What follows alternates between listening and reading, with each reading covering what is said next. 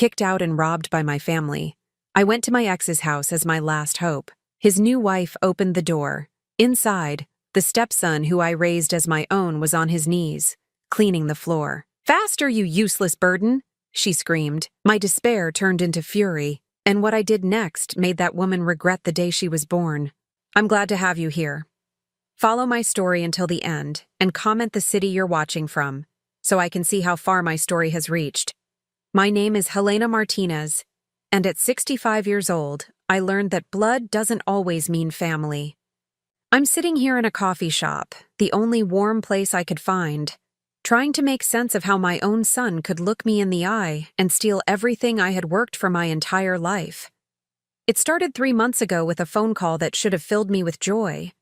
"Mom, we need to talk about organizing the family documents," David said, his voice unusually serious. "Vanessa thinks it would be smart to get everything in order, for tax purposes." I should have paid attention to how he said Vanessa thinks.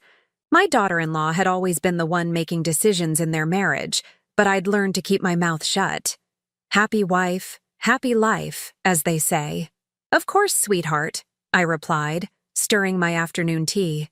"What do you need me to do?" "Just come over this weekend." Vanessa found a financial advisor who specializes in family estates. "He'll explain everything." The way he said it, so casual, so caring, I actually felt grateful. Here was my son, thinking about my future, making sure I was taken care of. After losing my husband Miguel 15 years ago, David was all I had left. Well, him and the memories of a boy I'd loved like my own, but that's another story. Saturday morning, I dressed in my best navy dress and drove to their suburban home, the house I'd helped them buy with the down payment from Miguel's life insurance. The irony wasn't lost on me later. Vanessa greeted me at the door with her perfect smile, the kind that never quite reached her eyes. She was always put together, always calculating. "Helena, come in. Mr. Davidson is already here." Mr. Davidson turned out to be a young man in an expensive suit who spoke in terms I didn't fully understand. Trust funds, asset transfers, tax optimization. The papers were spread across David's dining table like a financial maze. "Mrs. Martinez," he explained, "your son and daughter-in-law want to ensure your assets are protected. By transferring everything into a family trust, you'll avoid significant tax burdens." I looked at David, sitting across from me with that earnest expression I'd seen since he was a boy asking for permission to stay up late. "Is this really necessary?" "Mom, it's the smart thing to do," he said, reaching across to squeeze my hand. "Everything stays in the family. You'll still have access to everything you need." Vanessa nodded enthusiastically. "Think of it as insurance, Helena. God forbid anything happens to you. But this way, there won't be any legal complications." The way she said "God forbid" made my skin crawl, but I pushed the feeling aside. These were my children, or at least, this was my son and the woman he loved. They wouldn't hurt me.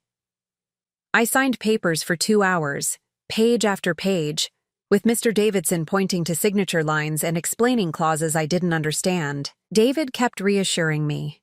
Vanessa brought me coffee and smiled that perfect smile. "Just a few more, Mom," David said when I started feeling overwhelmed. "We're almost done." When it was over, Mr. Davidson packed up his briefcase with the efficiency of someone who'd done this many times before. "Congratulations," he told all of us. "Your family estate is now properly structured." I went home that day feeling lighter somehow, like I'd done something responsible. Something Miguel would have been proud of. The first sign something was wrong came 2 weeks later when I tried to pay my property taxes. My bank account was frozen. I called the bank, certain it was some kind of mistake. "I'm sorry, Mrs. Martinez," the representative said after putting me on hold for 20 minutes. "The account shows a legal hold due to asset transfer. You'll need to contact the trust administrator." Trust administrator. The phrase sent a chill down my spine. I called David immediately. "Oh, Mom, don't worry about that," he said, his voice distracted. "I'll take care of the property taxes. That's the whole point of the trust, remember? To make things easier for you." But it didn't feel easier. It felt like I was disappearing. Over the next month, more accounts became inaccessible. My savings, my retirement fund, even the small investment account Miguel had left me. Every time I called David, he had an explanation that sounded reasonable but felt wrong. The trust needs time to process everything, Mom. It's temporary. Vanessa's handling the financial transition. She's better with numbers than I am. Don't you trust us? That last question haunted me. Of course I trusted them. They were family. The final blow came on a Tuesday morning that started like any other. I was watering the geraniums on my front porch when David's car pulled into my driveway. He wasn't alone. Vanessa sat in the passenger seat, and behind them was a moving truck. My heart started racing before my mind could catch up. David, what's going on? He couldn't look me in the eye as he walked up my front steps. Mom, we need to talk. About what? Why is there a moving truck in my driveway? Vanessa got out of the car then, carrying a folder thick with documents. Her smile was gone, replaced by something cold and businesslike. Helena, she said, my name sounding sharp in her mouth. We've found a lovely assisted living facility. It's time. Time for what? I felt like I was drowning, like the ground was shifting beneath my feet. David finally met my eyes, and what I saw there broke my heart. Guilt, yes, but also determination. Mom, you're getting older. This house is too much for you. The trust has arranged for your care. My care? I laughed, but it came out strangled. I don't need care. I'm perfectly fine. Vanessa opened her folder, pulling out papers with an efficiency that suggested she'd been planning this for a long time. The trust documents you signed give us power of attorney for health and financial decisions. We've determined that supervised care is in your best interest. The words hit me like physical blows. Supervised care, power of attorney, best interest. I didn't sign anything about assisted living, I said, my voice getting stronger with panic. I would never agree to that. Page 47, Section C, Vanessa said without emotion. Guardian authorization for residential placement when deemed necessary by the trust administrators. She might as well have been speaking a foreign language, but David translated it for me with his silence. They were taking my home. They were taking everything. You can't do this, I whispered, looking at my son, the boy I'd raised, the man I'd sacrificed everything for. This is my home. Miguel and I built this life together. Mom, David said, and his voice cracked just a little. You'll be taken care of. The facility is really nice. You'll make friends. I don't want friends. I want my home. I want my life. But the moving men were already getting out of the truck, and Vanessa was directing them toward my front door like she owned the place, which I was beginning to realize she did. The next 3 hours were the longest of my life. I watched strangers pack up 40 years of memories into cardboard boxes, while my son avoided my eyes and his wife supervised with the clipboard efficiency of a hostile takeover. Where are my photo albums going? I asked, when I saw them loading the box containing pictures of David's childhood, of Miguel and me, of all our family vacations. Storage, Vanessa said without looking up from her checklist. The facility has limited space for personal items. Those are my memories, and they'll be safe in storage until you're ready for them. But we both knew I would never be ready for them, because I would never be allowed to have them. As the truck pulled away with my entire life inside it, David handed me a small suitcase. I packed some clothes for you, Mom. Essentials. Essentials. 65 years of life reduced to essentials that fit in one small bag. The assisted living facility was exactly as nice as David had promised, and exactly as soul-crushing as I'd feared. Clean hallways, friendly staff, activities designed to keep elderly minds busy. A place where people went to wait. But I only stayed one night.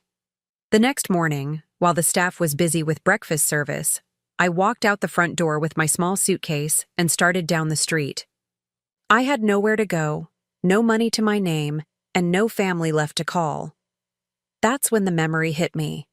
A memory I'd buried for 15 years, of a house across town where I'd once been happy, where I'd once been needed, where a little boy had called me Mom even though I'd never given birth to him. I started walking toward that memory, not knowing what I'd find there, not knowing if I'd even be welcome. All I knew was that I had nothing left to lose.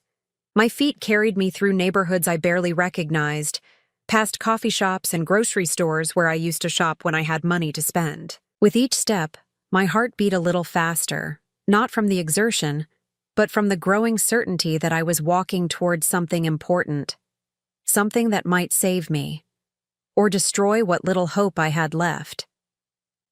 The address came to me like muscle memory, even though I hadn't been there in 15 years. 1215 Maple Street. I could have found it in my sleep, could have drawn you a map of every crack in the sidewalk leading up to that blue house with white shutters. As I walked, my suitcase growing heavier with each block, I let myself remember what I'd spent years trying to forget. Miguel had been gone for 6 months when I met Ricardo at the grocery store. I was standing in the cereal aisle, staring at boxes of Lucky Charms and wondering why they even made family-size packages anymore, when this man with kind eyes and graying temples asked if I was all right. "You look like someone who's lost," he said, and his voice was so gentle that I almost started crying right there between the Cheerios and the Frosted Flakes. "I think I am," I admitted, which was more honesty than I'd given anyone in months. That's how it started. With truth in a grocery store aisle and a man who didn't run away from a widow's grief. Ricardo Molina was 48 then, 3 years younger than me, with calloused hands that spoke of honest work and a smile that made my chest feel less hollow. He was a carpenter, divorced, trying to raise his 7-year-old son alone after his ex-wife died in a car accident. "Lucas is having a hard time," he told me on our third coffee date, stirring sugar into his cup with nervous fingers. "He barely talks anymore. Won't eat dinner unless I sit right next to him. I don't know what I'm doing wrong." I thought about David, how he'd been after his father died, how he'd crawled into my bed every night for 3 months, how he'd stopped laughing at cartoons, how he'd asked me every morning if I was going to die too. "You're not doing anything wrong," I said. "He's scared. When someone that important disappears from your life, the whole world feels dangerous." Ricardo looked at me like I'd just solved some impossible puzzle. "Would you like to meet him? Maybe you could help me understand him better." I should have said no. I was still raw from losing Miguel, still figuring out how to be Helena instead of Helena and Miguel. But something about the way Ricardo talked about his son reminded me of how lost I'd felt trying to navigate David's grief alone. Lucas was smaller than I'd expected, all knees and elbows and dark hair that fell into eyes that looked too old for his face. He hid behind his father when Ricardo introduced us, peeking out like a curious animal. "Hi, Lucas," I said, crouching down to his level. "Your dad tells me you like dinosaurs." He nodded without speaking, then disappeared into his room. "See?" Ricardo said, running his hands through his hair. He used to talk my ear off about pterodactyls and velociraptors. Now I can barely get him to say good morning, but I'd seen something in Lucas's eyes, a spark of interest when I mentioned dinosaurs. "Give me 5 minutes with him," I said. I found Lucas in his bedroom, surrounded by plastic dinosaurs arranged in elaborate battle scenes. He looked up when I knocked on his door frame, but didn't tell me to go away. "Wow," I said, sitting cross-legged on his carpet. "This is quite a war you've got going here." "The T-Rex is winning," he said quietly. "T-Rex usually does. They're pretty scary." Lucas picked up a small triceratops, turning it over in his hands. "My mom used to play dinosaurs with me. She was always the plant eaters because she said they were nicer." My heart clenched. "What happened to her?" "She went to heaven in a car crash." His voice was matter of fact, the way children talk about things too big for them to understand. "Daddy says she can see me, but I can't see her." I thought about Miguel, about all the nights I'd talked to his empty pillow, about how David had asked me why Daddy couldn't just come back for Christmas. "That's the hardest part," I said carefully. "Missing someone who can't miss you back." Lucas looked up at me with those 2 old eyes. "Do you miss someone?" "Yes, my husband. He died too, but not in a car crash. His heart just got too tired." We sat there for a moment, 2 people who understood loss in the way that only people who've lived it can understand it.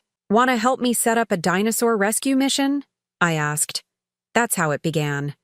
With dinosaurs and shared grief, and a little boy who desperately needed a mother figure, even if he couldn't say it out loud. Within 3 months, I was spending more time at Ricardo's house than at my own. Not because Ricardo asked me to, but because Lucas did, in the wordless way that children ask for things they need. He started talking again first. Little comments about school, about the kids in his class, about whether I thought velociraptors could really run 30 miles per hour. Then he started eating dinner without being coaxed, started sleeping through the night, started laughing at silly jokes. "You're magic," Ricardo told me one evening as we watched Lucas chase fireflies in the backyard. I'd forgotten he could be this happy. "I'm not magic," I said. "I'm just someone who remembers what it feels like to be 7 and scared." But maybe I was a little magic, because Lucas started calling me Mom. Not right away, and not officially. It started as an accident, a slip of the tongue when he was excited about a new book we were reading together. "Mom, look at this picture of a stegosaurus." Then he'd catch himself, look embarrassed, mumble, "I mean Helena." "It's okay," I told him after the third time it happened. "You can call me whatever feels right." "What if I called you Mom and Helena? Would that be okay?" I looked at this sweet boy who'd somehow healed parts of my heart I didn't know were broken, who made me remember what it felt like to be needed for something other than grief management. "That would be perfect," I said. Ricardo and I never officially lived together, but I might as well have. I had my own key, my own drawer in his dresser, my own spot at their dinner table. I packed Lucas's lunches, helped with homework, read bedtime stories, attended parent-teacher conferences. For 5 years, I was the mother Lucas needed, and he was the child who made me feel whole again. David was grown by then, busy with college and his own life, but Lucas needed me in the immediate, consuming way that only children can need someone. I taught him to tie his shoes, to ride a bike without training wheels, to make pancakes on Saturday mornings. I kissed scraped knees, helped with science projects, cheered at Little League games. I was there for his first day of middle school, his first heartbreak, his first A on a math test he'd studied weeks for. Ricardo and I talked about marriage occasionally, but we never seemed to need it. We had something that worked, something comfortable and easy and full of love. We were a family without the paperwork. Until we weren't. The cracks started small. Arguments about money, about Lucas's discipline, about whose family we'd visit for holidays. Ricardo thought I was too soft with Lucas, too willing to let him quit activities when they got difficult. I thought Ricardo was too hard, too focused on making Lucas tough instead of helping him feel safe. "He needs to learn that life isn't always going to be easy," Ricardo said after I'd convinced him to let Lucas quit soccer when the coach turned out to be a screaming tyrant. "He's 12, I replied. "He has plenty of time to learn that life is hard.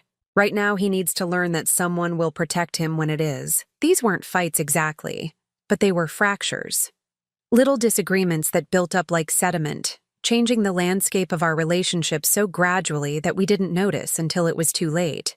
The end came during Lucas's 8th grade graduation. I was sitting in the auditorium, watching him walk across the stage in his blue cap and gown, feeling so proud I thought my heart might burst. That's when Ricardo leaned over and said the words that destroyed everything. "We need to talk about boundaries, Helena. You're not his real mother." The words hit me like a slap. Not his real mother. After 5 years of Band-Aids and bedtime stories, and being the person Lucas called when he had nightmares. "What's that supposed to mean?" I whispered, trying not to make a scene in front of all the other families celebrating their children. "It means you can't make decisions about his life like you're his parent. You're not his parent." I stared at this man I'd loved, this man whose child I'd helped raise, and realized he'd never seen me the way I'd seen myself. I was the girlfriend who helped out, not the mother who belonged. The fight lasted 3 weeks. Not screaming matches, but cold, careful conversations where we tried to negotiate the terms of a relationship that had already ended. Ricardo wanted me to step back, to be supportive, but not central. I wanted him to admit that I'd earned the right to be Lucas's mother in every way that mattered. Neither of us would budge. "Maybe we need some time apart," Ricardo said finally, "to figure out what this is supposed to look like." "Maybe we do," I agreed, knowing that some kinds of time apart don't end with coming back together. The hardest part was saying goodbye to Lucas. I waited until he was at school, then packed up my things from Ricardo's house while my heart broke with every item I put in boxes. My coffee mug from the kitchen cabinet, my books from the nightstand, the picture Lucas had drawn of our family, stick figures holding hands under a yellow sun. I left Ricardo a letter explaining why I couldn't do things his way, why I couldn't love Lucas halfway, why being not his real mother was worse than not being in his life at all. But I never said goodbye to Lucas directly. I couldn't. How do you explain to a 13-year-old boy that the woman who's been his mother for 5 years is leaving because his father thinks she loves him too much?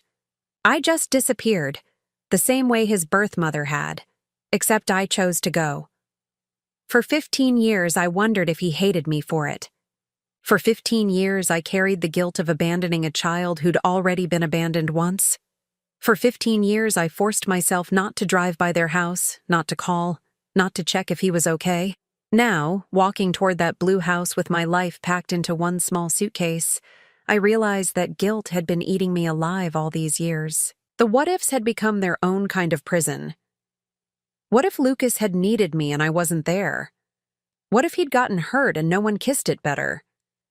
What if he'd graduated high school and wondered why the woman who'd helped him with algebra homework for 3 years didn't care enough to be there? What if he'd simply forgotten me altogether? As I turned onto Maple Street, my legs shaking with exhaustion and emotion, I tried to prepare myself for any possibility. Ricardo might slam the door in my face. Lucas might not even remember me.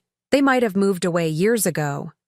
But as the blue house came into view, still blue, still familiar, still the place where I'd been happiest, I realized that I didn't care what I might find there.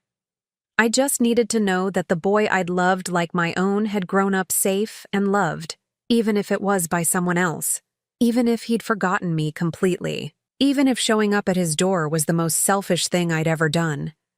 Standing in front of that blue house after 15 years felt like stepping into a dream I wasn't sure I wanted to wake up from. The white shutters were faded now, and the front garden that Ricardo had always kept so neat was overgrown with weeds. But it was still the same house where I'd been happy, where I'd felt like I belonged. My hands shook as I reached for the doorbell. What was I going to say? Hello? I'm the woman who abandoned your family 15 years ago, and now I need help? Hi. Remember me? The one who disappeared without saying goodbye to your son. I pressed the button and heard the familiar chime echo inside. Footsteps approached, lighter than Ricardo's had ever been, clicking on what sounded like high heels. The door opened to reveal a woman I'd never seen before. She was younger than me, probably mid-40s, with perfectly styled blonde hair and makeup that looked like she was ready for a photo shoot. Her clothes were expensive, the kind of designer outfit that cost more than I used to spend on groceries in a month. Yes? She said, looking me up and down with obvious distaste. Her eyes lingered on my worn coat, my small suitcase, the way I was clearly a woman with nowhere else to go. I'm sorry to bother you, I began, my voice sounding smaller than I'd intended. I'm looking for Ricardo Molina. Does he still live here? Her expression shifted from annoyance to something colder. Who's asking? My name is Helena Martinez. I used to be. I was friends with Ricardo, and his son Lucas. The woman's eyes narrowed. Friends, she repeated, like the word tasted bitter in her mouth. What kind of friends? I felt heat rise in my cheeks. This wasn't how I'd imagined this conversation going. We were close. Years ago. I helped raise Lucas when he was younger. Oh, she said, and suddenly her whole demeanor changed. A cruel smile spread across her face. You're the one who ran away, Helena. Lucas used to cry for you, you know, for months after you left. The words hit me like a physical blow. Lucas had cried for me, the boy I'd loved and left, the child I'd convinced myself would be better off without me, had cried when I disappeared from his life. I need to see Ricardo, I said, trying to keep my voice steady. Is he here? The woman laughed, a sound like breaking glass. Ricardo's been dead for 2 years, sweetie. Heart attack. Very sudden. Very convenient.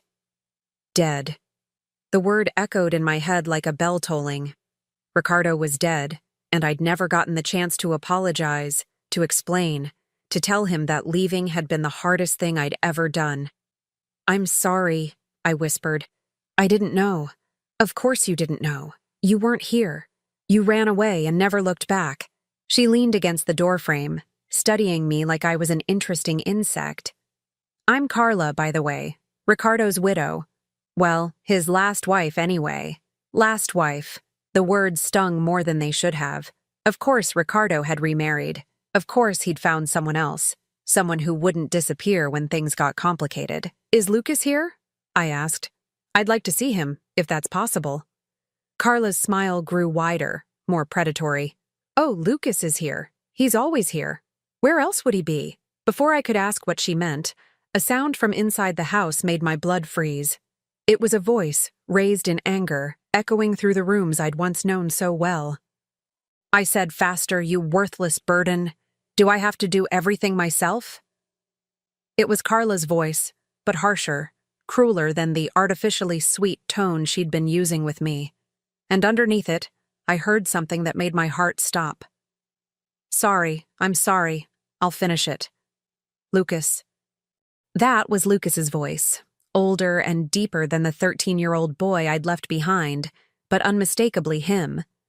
And he was apologizing, the way I'd heard children apologize when they were afraid. I pushed past Carla without asking permission, following the sound of voices toward the kitchen. What I saw there would haunt me for the rest of my life. Lucas was on his hands and knees on the kitchen floor, scrubbing tiles with a brush and bucket of soapy water.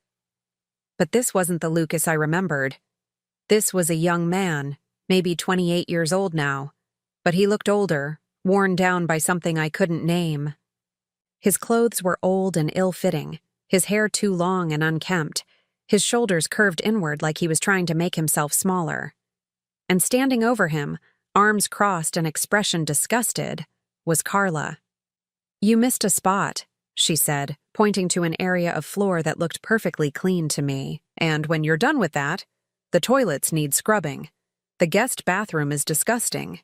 Lucas looked up to respond, and that's when our eyes met. I watched 15 years collapse in his face. The little boy I'd loved, the teenager I'd abandoned, the man he'd become all flickered across his features in the space of a heartbeat. His mouth opened, but no sound came out. "Helena?" he whispered finally, his voice breaking on my name. I couldn't speak, couldn't breathe. This beautiful, kind boy who used to make me pancakes on Saturday mornings was on his knees, being treated like a servant in his own father's house. "What are you doing here?" Carla demanded, but I barely heard her. All I could see was Lucas, still kneeling on the floor, looking at me like he'd seen a ghost. "Lucas," I said, finding my voice. "What's happening here?" He started to answer, but Carla cut him off. "Nothing that's any of your business. You lost the right to ask questions about this family when you abandoned them. Abandoned them." The word hung in the air between us like an accusation. And maybe it was true. Maybe I had abandoned them.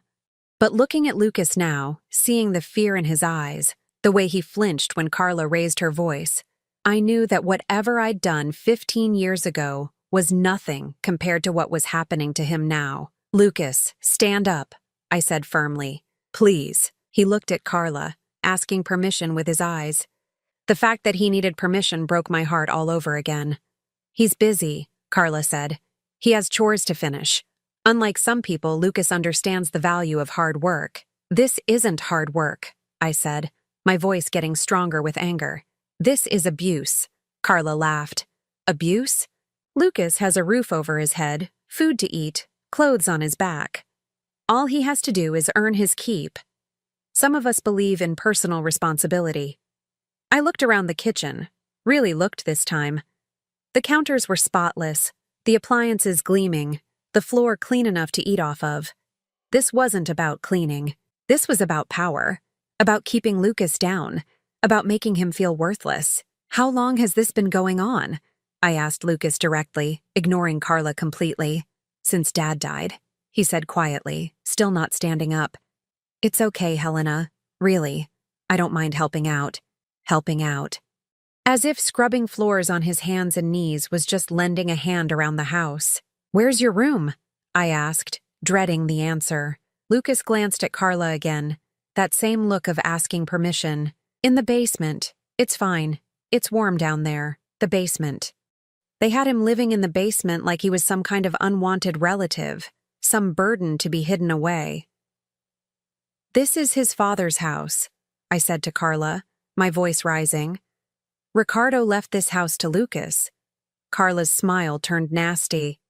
Actually, Ricardo left this house to his wife. That would be me. Lucas is welcome to stay as long as he contributes to the household. Contributes to the household. I was beginning to understand exactly what that meant. What about Ricardo's life insurance? His savings? Lucas should have inherited something. Medical bills, Carla said with a shrug. Ricardo was sick for months before he died. Very expensive. There wasn't much left after the hospital took their cut. She was lying. I could see it in the way her eyes shifted, in the casual cruelty of her smile. Ricardo had been a successful carpenter with a good reputation. He would have had savings, investments, something to leave his son. Lucas, I said, kneeling down beside him on the floor, look at me. He turned his head, and I saw something that made my chest tight with rage. There was a fading bruise on his jaw, yellow-green around the edges like it was a week or two old. Who did this to you? I asked, reaching out to touch his face. He pulled back instinctively. I fell, he said quickly. I'm clumsy sometimes. Fell. The same lie children tell when they're protecting someone who hurts them. I stood up slowly, my joints aching from the long walk, but my mind crystal clear for the first time in months. Everything else, David's betrayal, losing my house, being thrown out with nothing, all of that faded into background noise. This was what mattered. This boy I'd loved. Now a man being systematically destroyed by a woman who saw him as nothing more than free labor. Lucas, I said firmly, get up. We're leaving. He's not going anywhere, Carla said, stepping between us. This is his home. I'm his legal guardian. Legal guardian of a 28-year-old man. The absurdity of it would have been funny if it wasn't so horrifying. He's an adult, I said.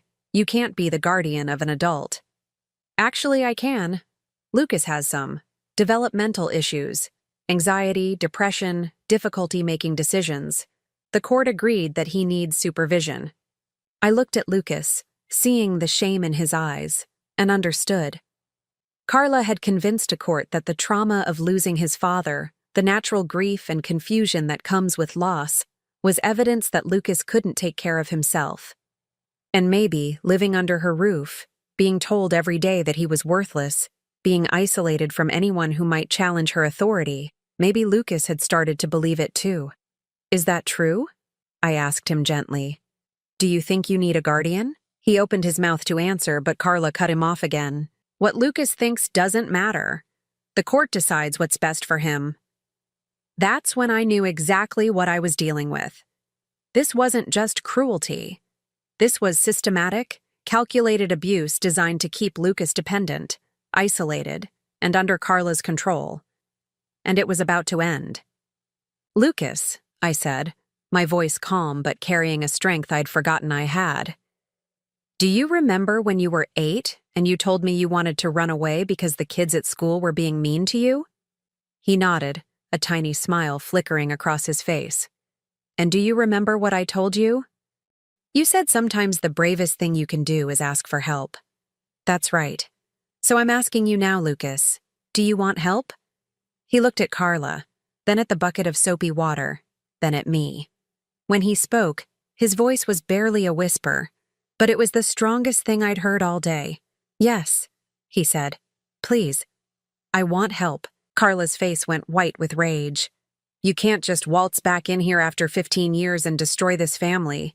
Lucas is fine. He's safe. He's cared for.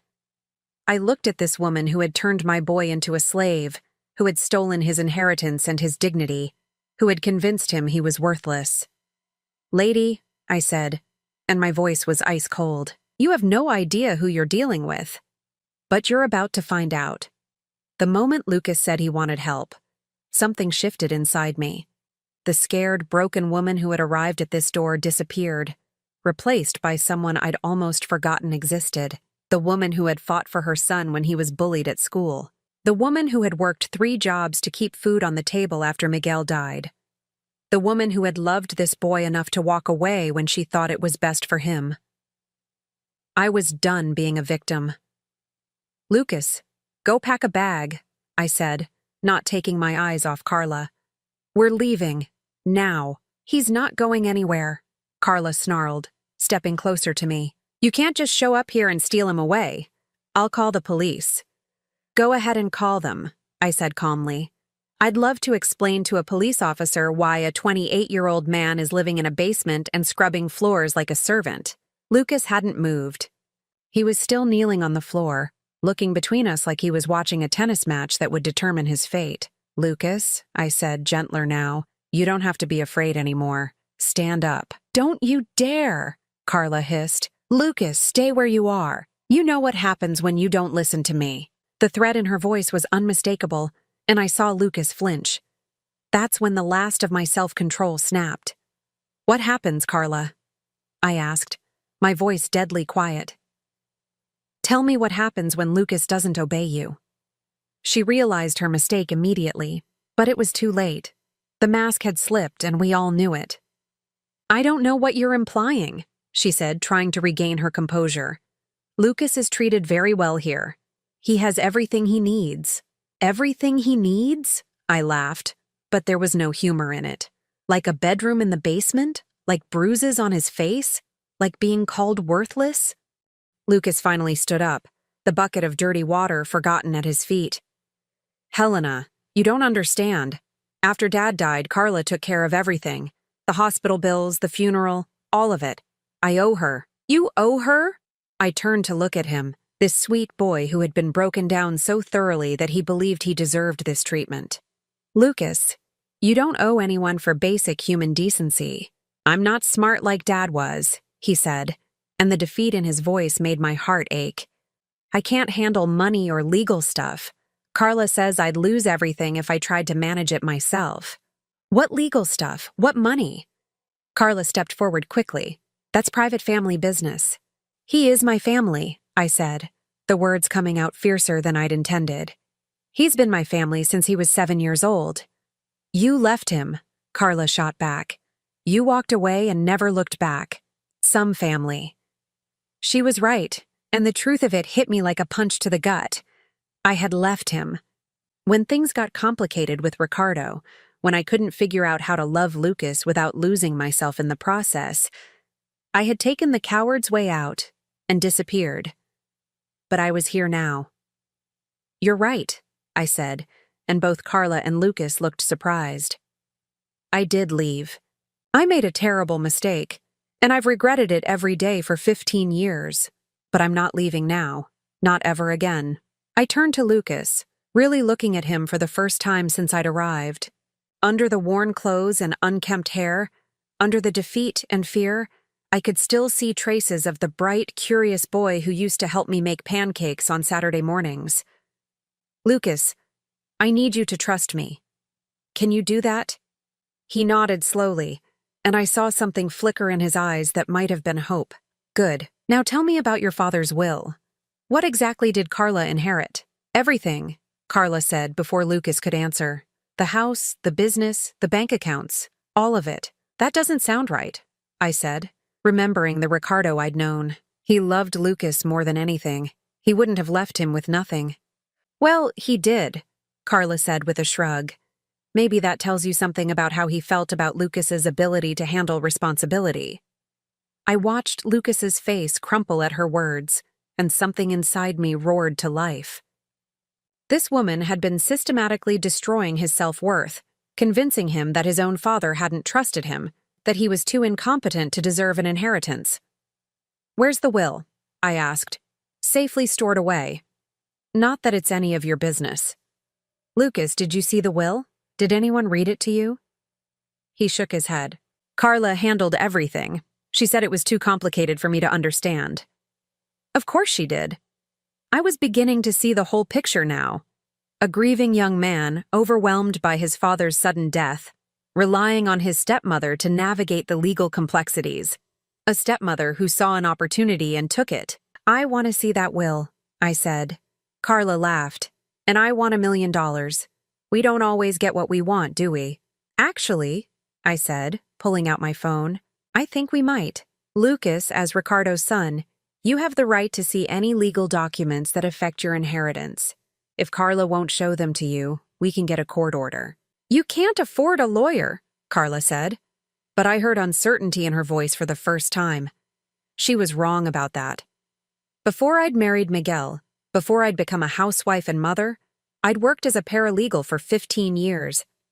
I knew my way around the legal system, and more importantly, I knew when someone was hiding something. I don't need to afford one, I said. Probate records are public. I can look up Ricardo's will myself. The color drained from Carla's face. You're bluffing. Am I? Tell you what, let's find out. Lucas, get your coat. We're going to the courthouse. Stop, Carla said. And for the first time since I'd arrived, she sounded desperate. Fine. You want to see the will? I'll show you the will. She disappeared upstairs, leaving Lucas and me alone in the kitchen. I wanted to hug him, to tell him everything was going to be okay, but I could see how fragile he was, how years of abuse had taught him not to trust good things. I'm scared, he said quietly, and his honesty broke my heart. I know you are, but Lucas, you're not a little boy anymore. You're a grown man and you have rights. You don't have to live like this. What if she's right? What if I really can't take care of myself? I looked at this gentle soul who had been convinced he was worthless and saw the truth that Carla had been hiding. Lucas wasn't incompetent. He was traumatized. There's a difference. Do you remember? I said softly. When you were 10 and you saved up your allowance for 3 months to buy your dad a new hammer for Father's Day? He nodded, a small smile touching his lips. And you did all that research to find the best one? And you comparison shopped at 4 different stores to get the best price? Dad loved that hammer, he said, and his voice was stronger. That's right. And do you remember when you were 12 and you taught yourself guitar so you could play Happy Birthday for Me? You cried, he said, and now he was really smiling. I cried because I was so proud of you. Lucas, smart isn't just about handling money or understanding legal documents. Smart is about being kind and thoughtful and determined. And you've always been the smartest person I know in all the ways that matter. We heard Carla's footsteps on the stairs, and Lucas's expression grew guarded again. She appeared with a folder in her hands, but her demeanor had changed. She looked nervous now, like someone who had been caught in a lie and was trying to figure out how to get out of it. Here, she said, thrusting the folder at me. The will. See for yourself. I opened the folder and immediately knew something was wrong. There were too many pages, too many different documents, too many things that looked like they'd been signed at different times. This is a lot of paperwork for a simple will, I said, scanning the first page.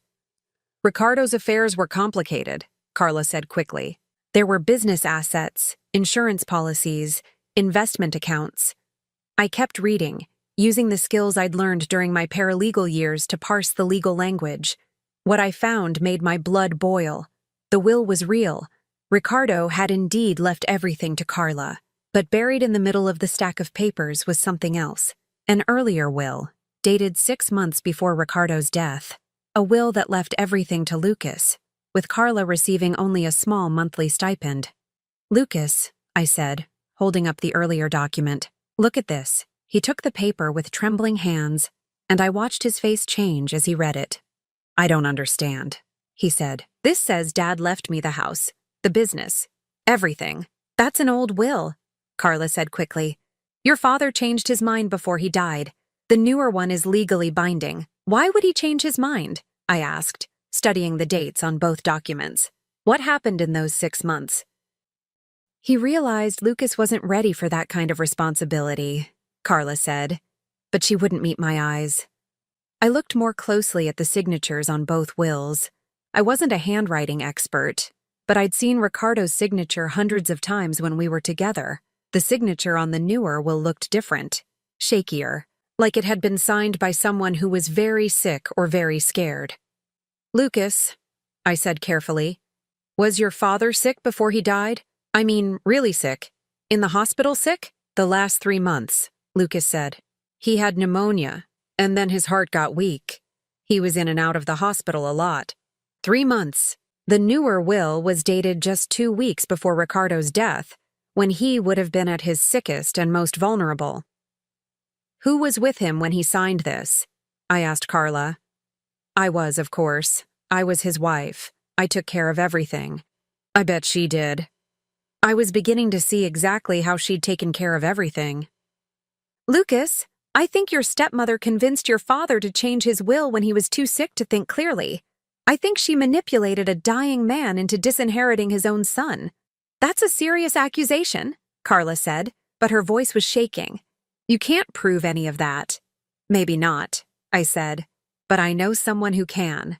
Lucas, we're going to contest this will. We're going to get you what your father really wanted you to have. You can't, Carla said desperately. There's no money for lawyers. Lucas can't afford to fight this. I smiled, and it wasn't a nice smile. Carla, you've made 2 big mistakes. First, you assumed I was just some helpless old woman with nowhere to go. Second, you forgot that I spent 15 years working in law offices.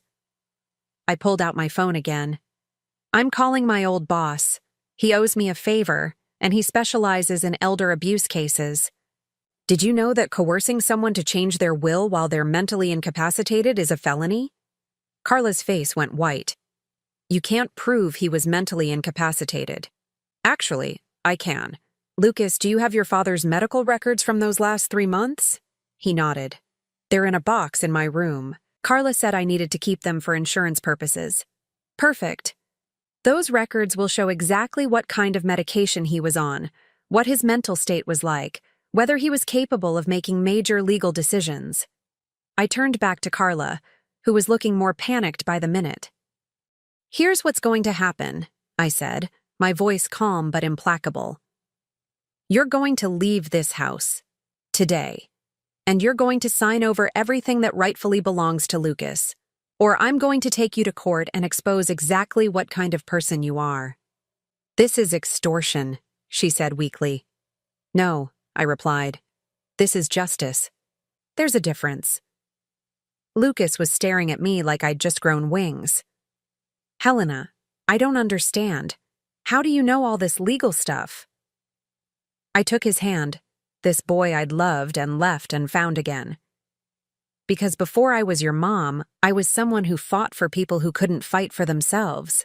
And I never forgot how to do that. For the first time in 15 years, I felt like myself again. The woman who had loved Lucas enough to leave him was gone. The woman who would fight the world to protect him was here to stay. The next hour was the longest and most important of my life. While Lucas went to gather his father's medical records, I sat at the kitchen table with Carla, watching her facade crumble piece by piece. The perfectly put-together woman who had answered the door was gone, replaced by someone desperate and cornered. You don't understand, she said, her voice taking on a whining quality I hadn't heard before. I loved Ricardo. I took care of him when he was dying. I was the one who sat by his hospital bed every night. And you were also the one who convinced him to sign away his son's inheritance when he was too sick to think straight, I replied, spreading the documents across the table. I was studying the wills more carefully now, using the knowledge I'd gained during my years as a paralegal. The differences were even more obvious in good light. The handwriting on the second will was shaky, uncertain. The signature looked like it had been guided by someone else's hand.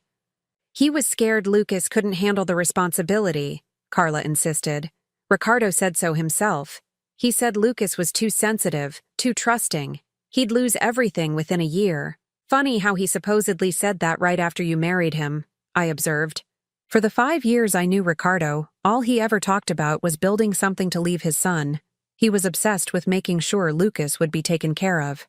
People change, she said weakly. Yes, they do. Especially when someone is manipulating them. Lucas appeared in the doorway carrying a cardboard box, and I could see his hands shaking. I found them, he said, all of Dad's hospital records. I gestured for him to sit down beside me. Lucas, I need to ask you some hard questions about your father's last months. Can you do that? He nodded, though I could see the pain in his eyes. Tell me about his mental state. Was he confused? Did he have trouble remembering things? The medication made him foggy, Lucas said slowly. Sometimes he'd forget what day it was, or he'd think I was still 13 years old. The doctors said it was normal with the drugs they were giving him for his heart. I looked at Carla, who had gone very pale. And who was making his medical decisions during this time? I was, Carla said quickly. As his wife, I had medical power of attorney. How convenient, I said. I pulled out one of the medical records and scanned it. Lucas, look at this date. This is 2 days before your father supposedly signed the new will. According to his chart, he was on morphine, Ativan, and 2 different heart medications that are known to cause confusion and disorientation. Lucas stared at the paper, and I watched understanding dawn on his face. Dad wasn't thinking clearly, not even close, I confirmed. A first-year law student could get this will thrown out based on these medical records alone. But the lawyers said it was legal, Carla protested. They witnessed the signature. What lawyers? I asked. I'd like their names. She hesitated just long enough to tell me she was lying. I don't remember their names. It was a while ago. Carla, in most states you need 2 disinterested witnesses for a will to be valid. That means 2 people who don't benefit from the document. Who witnessed Ricardo's signature? 2 nurses from the hospital, she said, but her voice was getting smaller. Nurses who worked for you? Who you might have influenced or paid. It wasn't like that. I was building my case methodically, the way I'd learned during my paralegal years. Every lie she told gave me more ammunition, more proof that this will was fraudulent. Lucas, I said, I want you to think carefully. In those last weeks, did your father ever say anything to you about changing his will? Did he ever mention wanting to leave everything to Carla? Lucas shook his head slowly. No. If anything, he kept talking about how I needed to learn to take care of the business. He said after he was gone, it would be my responsibility to carry on what he'd built. And yet supposedly, just 2 weeks later, he decided you were too incompetent to inherit anything. I told you, he realized Lucas wasn't ready, Carla said, but she sounded like a broken record now. I leaned back in my chair, studying her. This woman had taken everything from Lucas. Not just his inheritance, but his sense of self-worth. She'd convinced him he was worthless, that his own father hadn't trusted him. She'd isolated him, abused him, and stolen his future, and she'd done it all while he was grieving the loss of the only parent he had left. Here's what I think really happened, I said, my voice calm but implacable. I think you married a sick man for his money. I think you waited until he was too weak and confused to resist, and then you forced him to sign a will that cut out his son. I think you found 2 people who owed you favors to witness the signature, and I think you've spent the last 2 years systematically destroying Lucas's spirit so he wouldn't fight back. You can't prove any of that, Carla said, but her voice was shaking. Actually, I can. Lucas, do you remember the name of your father's original lawyer? The one who drew up the first will? Mr. Patterson, Lucas said immediately. Dad used him for years. He drew up the papers when Dad bought the business. I smiled. Perfect, Mr. Patterson will have copies of all communications with your father. He'll be able to testify about Ricardo's mental state and his intentions regarding his estate. I pulled out my phone. And since it's only 3 o'clock, his office should still be open. Wait, Carla said desperately. Wait, please. You don't understand. I'm not a bad person. I needed security. I'd never had anything before I married Ricardo. So you stole it from his son. I didn't steal anything. I took care of Ricardo when he was dying. I sat by his bed. I fed him. I cleaned him when he couldn't do it himself. Doesn't that count for something? I looked at this woman who was finally showing her true colors, and I felt something I hadn't expected. Not just anger, but pity. Carla, I said gently, if you'd taken care of Ricardo and been kind to his son, you would have had a place in this family forever. Lucas would have shared everything with you. He's that kind of person. Lucas nodded. I would have, he said quietly. If you'd just been nice to me, I would have taken care of you the way Dad would have wanted. Carla's face crumpled. and for a moment I saw the scared, insecure woman underneath all the manipulation and cruelty. But instead, I continued, you chose to be greedy. You chose to abuse a grieving young man instead of loving him. You chose to steal instead of share. My phone rang, interrupting the moment. I glanced at the screen and felt my heart sink. It was David, my son, the one who had stolen everything from me and thrown me out of my own home. Excuse me, I said to Lucas and Carla. I need to take this. I walked into the living room and answered the call. Mom, where are you? David's voice was sharp with panic. The facility said you left. You can't just disappear like that. I didn't disappear, David. I left. There's a difference. Mom, please be reasonable. Come back to the facility. We can work this out. I looked back toward the kitchen, where Lucas was sitting at the table studying his father's medical records, finally beginning to understand what had been done to him. No, David. I'm not coming back. I'm exactly where I need to be. What's that supposed to mean? Mom, you're scaring me. Good, I said, and I meant it. For the first time in your life, you should be scared, because I'm not your victim anymore. I hung up before he could respond and turned off my phone. David's problems would have to wait. Right now, Lucas needed me. When I returned to the kitchen, Carla was crying.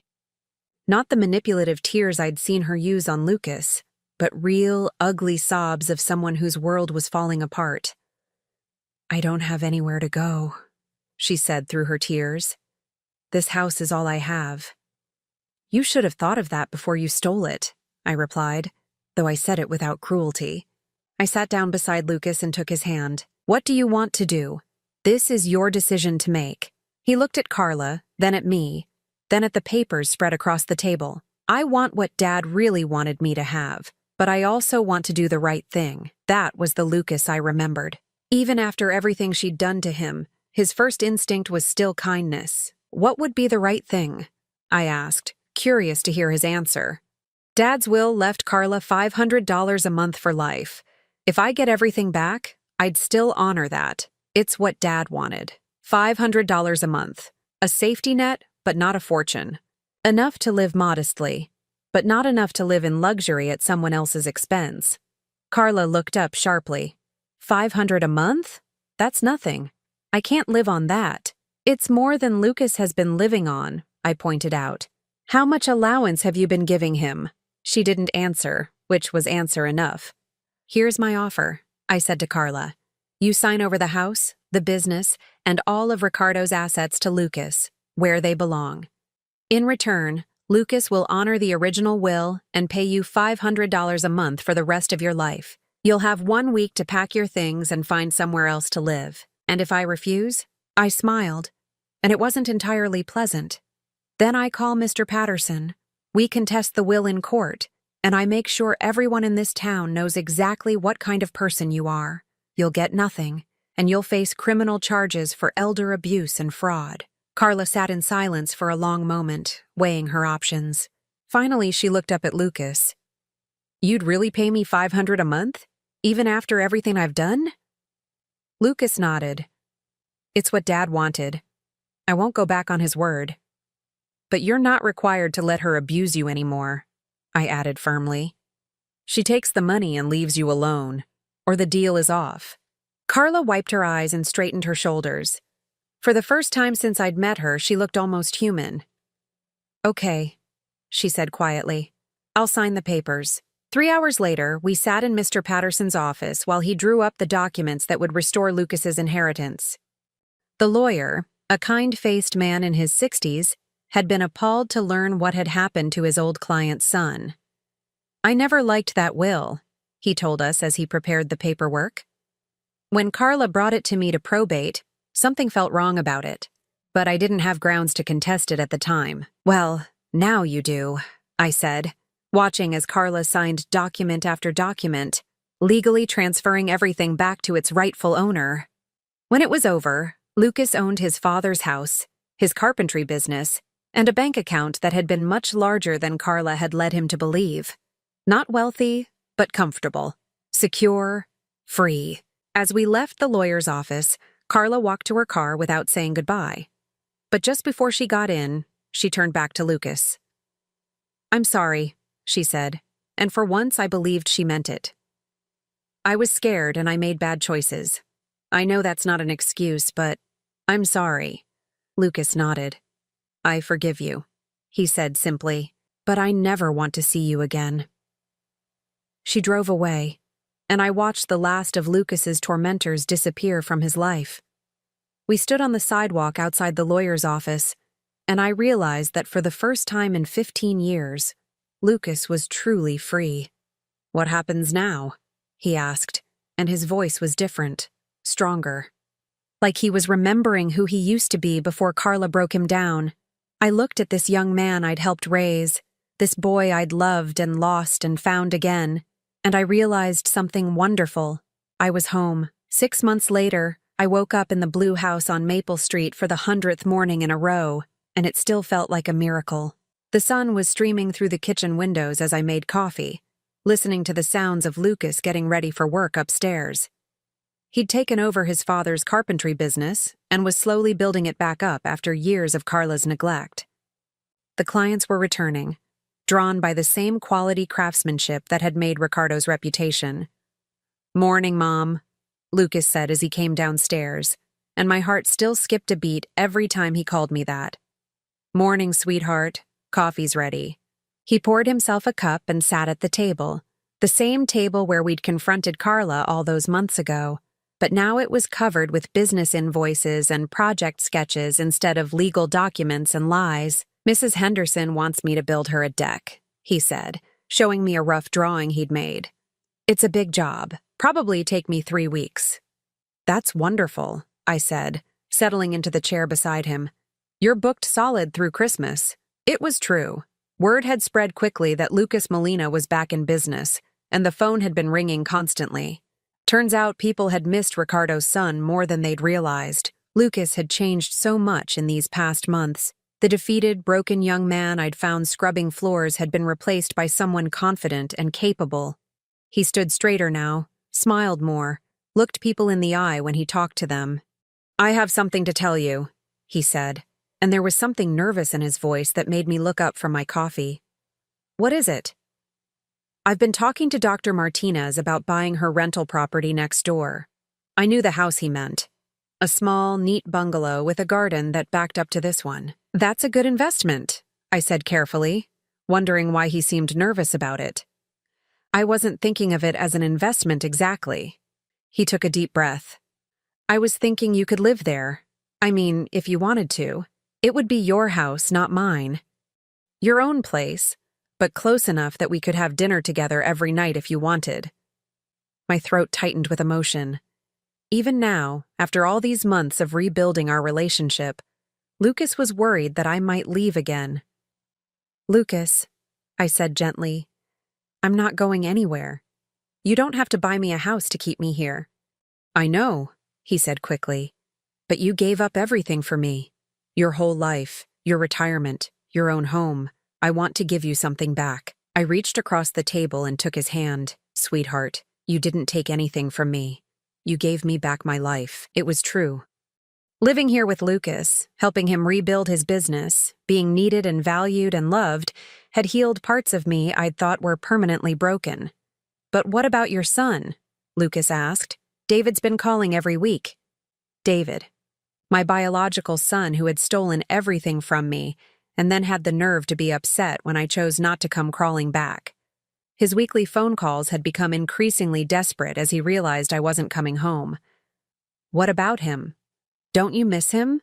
Don't you want to work things out?" I considered this question carefully. Did I miss David? I missed the little boy he'd been, the child I'd raised and loved, but the man who had looked me in the eye and stolen my life? No, I didn't miss him at all. "David made his choice," I said finally. "He chose his wife's greed over his mother's well-being. I've made my choice too. Which is? To be where I'm loved and respected and needed. To be with my real family." Lucas smiled. That bright, genuine smile I'd fallen in love with when he was 7 years old. My phone rang then, the landline that David had been using to try to reach me since I'd blocked his number on my cell. "Should I answer it?" Lucas asked. I shook my head. "Let it ring." We sat in comfortable silence while the phone rang and rang, then finally stopped. A moment later, it started ringing again. "He's persistent," Lucas observed. "He's desperate. There's a difference." The answering machine picked up, and David's voice filled the kitchen. "Mom, please pick up. I know you're there. Vanessa and I want to talk to you. We miss you. Please come home." Lucas raised an eyebrow. "He misses you?" "He misses my bank account," I said dryly. "Turns out when you cut off someone's source of free money, they suddenly discover they love you." The machine beeped, and David's voice came through again. "Mom, I'm coming to get you. I've hired a private investigator to find you. You can't hide forever." This time, Lucas looked worried. "Can he force you to come back?" I laughed, surprising myself with how genuinely amused I was. "Lucas, I'm 65 years old, not 6.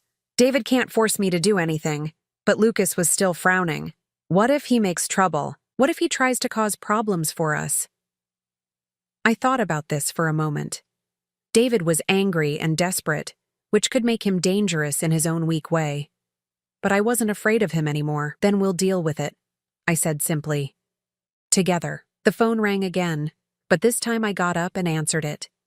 "David," I said, my voice calm and controlled. "Mom, thank God. I've been so worried about you. Where are you? I'll come get you right now. I'm exactly where I want to be. Mom, please be reasonable. You can't just live with strangers. You need family." I looked at Lucas, who was listening to every word with growing anger. "I am with family, David. I'm with someone who actually loves me." "I love you," David protested, and he might have even believed it. "No, you don't. You love what I can give you. There's a difference."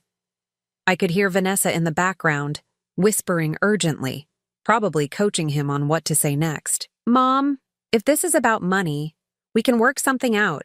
Maybe we were too hasty with the trust arrangement. Too hasty, as if stealing my entire life had been a minor clerical error. David, let me explain something to you. When you forced me to sign those papers, when you threw me into that facility, when you stole everything I'd worked for my entire life, you stopped being my son. You became a stranger who happened to share my DNA. Mom, that's not fair. What's not fair is what you did to me. What's not fair is how you treated me like a burden instead of the woman who sacrificed everything to raise you."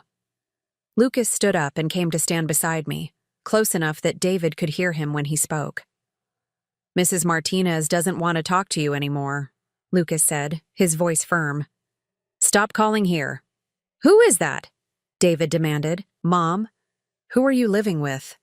"Someone who knows how to love without stealing," I said. "Goodbye, David." I hung up the phone and immediately unplugged it from the wall. "Feel better?" Lucas asked. "Much." We finished our coffee in peaceful silence. Then Lucas left for work with a kiss on my cheek and a promise to be home by 6 for the dinner I'd planned. Alone in the house, I walked through the rooms that had become my home again. The living room where Lucas and I watched old movies together. The kitchen where we cooked side by side every evening. The guest room that had become mine, filled with the few possessions I'd managed to salvage from my old life. This house was smaller than the one David and Vanessa had stolen from me. The furniture was older, the appliances less fancy.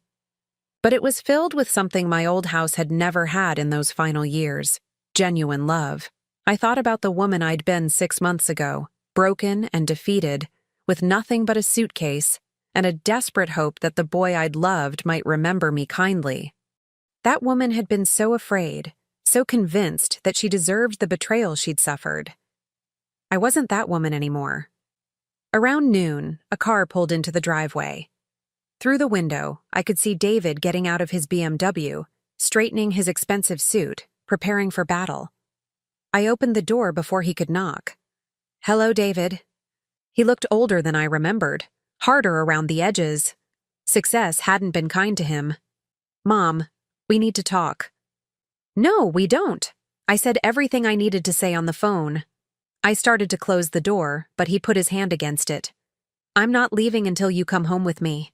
I opened the door wider and stepped onto the porch, making it clear I wasn't inviting him in. "This is my home now." He looked around dismissively at the modest neighborhood, the older houses, the working-class cars in the driveways. This? Mom, you're living in some stranger's house like a charity case. I'm living in my son's house as his mother. There's a difference. Your son? David laughed harshly. Mom, I'm your son, not some random guy you used to babysit. You stopped being my son the day you chose money over family. I saw hurt flash across his face, but it was quickly replaced by anger. Fine. If that's how you want to play it, I'll get a court order. You're clearly not competent to make decisions about your own welfare. I smiled, and it must have been a dangerous smile, because David actually took a step back. David, I want you to think very carefully about what you just said. You want to get a court order declaring me incompetent? If that's what it takes. Based on what evidence? That I chose to live somewhere I'm loved instead of somewhere I'm exploited? That I walked away from people who stole from me? That I found happiness after you tried to destroy my life? His face was getting red, the way it used to when he was a child and couldn't get his way. You can't just disappear and pretend we're not family. I didn't disappear. I left. And we stopped being family when you decided I was worth more to you as a bank account than as a mother. A pickup truck pulled into the driveway behind David's BMW. Lucas got out, took one look at the situation, and walked over to stand beside me. Is there a problem here? He asked, his voice calm but unmistakably protective. David looked him up and down, taking in the work clothes, the calloused hands, the man who clearly worked for a living instead of stealing from his own mother. You're the one who's poisoned her against her own family, David said. No, Lucas replied evenly. You did that all by yourself. David turned back to me, desperation creeping into his voice. Mom, please. I made mistakes. Vanessa made mistakes. But we can fix this. We can transfer everything back. You can come home. For just a moment, I felt sorry for him. He was so used to manipulating people, to getting his way through guilt and pressure, that he genuinely couldn't understand why it wasn't working anymore. David, I said gently, some things can't be fixed. Some trust, once broken, can't be repaired. You showed me exactly what kind of person you are, and I believed you. So that's it? You're just going to throw away 38 years of being mother and son? You threw it away. I'm just acknowledging that it's gone. Lucas stepped forward slightly, not threatening, but making it clear he would protect me if necessary. I think you should leave now, he said.